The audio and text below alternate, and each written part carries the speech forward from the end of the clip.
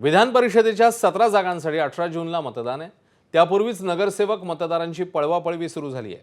गडचिरोली, चंद्रपूर, वर्धा या मतदारसंघातून याबाबतची माहिती समोर येते आहे। विधान परिषदेच्या या मतदारसंघात एकूण 977 मतदार आहेत। त्यापैकी एकट्या चंद्रपूरमध्ये 444 मतदार येतात। त्यातले काँग्रेसकडे 221, भाजपकडे 136 नगरसेवक आहेत। यापैकी सावली, नागभीड, सिंदेवाही आणि ब्रह्मपुरी नगर परिषदेचे काँग्रेसचे जवळपास 40 नगरसेवक भाजपने आपल्या गळाला लावले आहेत अशी चर्चा आहे। त्यामुळे सावली नगर परिषदेच्या अध्यक्षांचाही समावेश त्यामध्ये आहे। या 40 नगरसेवकांना भाजपने पर्यटनासाठी रवाना केल्याचीही चर्चा आहे, तर काँग्रेसने मात्र हा दावा फेटाळला आहे। आम्ही सर्व नगरसेवकांना सुरक्षित स्थळी ठेवलंय अशी माहिती काँग्रेस जिल्हाध्यक्षांनी दिली।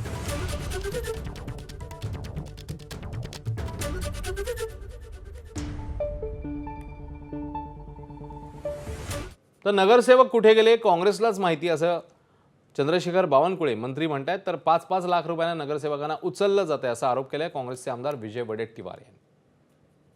मी आधीच सांगितलं की काँग्रेसचे नगराध्यक्ष नगरसेवक कुठे गेले हे तिथल्या नेत्यांनी बघायचं आहे। काँग्रेसचे नेते याकरता सक्षम आहे, त्यांच्या पक्षात मी बोलणे काही योग्य नाही। राहिला विषय आता हा निवडणुका म्हणजे उत्सव झालेला आहे। आता आमच्याही संपर्कामध्ये भारतीय जनता पक्षाचे 100पेक्षा अधिक नगरसेवक आहेत।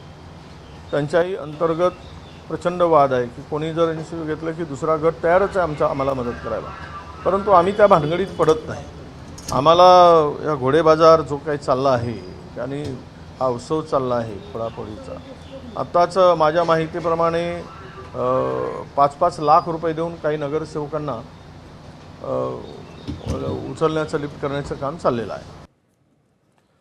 काँग्रेस नेते विजय वडेट्टीवार यांची कन्या शिवानी वडेट्टीवार यांनी विधान परिषद निवडणुकीतनं माघार घेतली आहे। चंद्रपूर, गडचिरोली, वर्धा मतदारसंघात निवडणूक लढवणार होत्या। विधान परिषदेची निवडणूक लढवण्यासाठी उमेदवाराचं वय 30 वर्ष पूर्ण असावं लागतं। मात्र शिवानी वडेट्टीवार यांचं वय 1 महिन्याने कमी पडतंय, त्यामुळे त्यांनी निवडणुकीतनं माघार घेतली। याआधी शिवानी वडेट्टीवार यांनी 2024 चंद्रपूर मतदारसंघातनं लोकसभा निवडणूक लढवण्याची तयारी सुरू केली होती। त्यावेळी प्रतिभा धानोरकर यांनी चंद्रपूरच्या जागेवर दावा कायम ठेवत ती जागा इतर कोणालाही द्यायला विरोध केला होता। त्यामुळे शिवानी वडेट्टीवार यांना तेव्हाही निवडणूक लढवता आली नाही। आता पुन्हा एकदा वयाच्या कारणामुळे त्यांना निवडणुकीतनं माघार घ्यावी लागली आहे। आता शिवानी वडेट्टीवार यांच्या जागेवर काँग्रेसकडनं कोण उमेदवार असणार याबद्दल संभ्रम।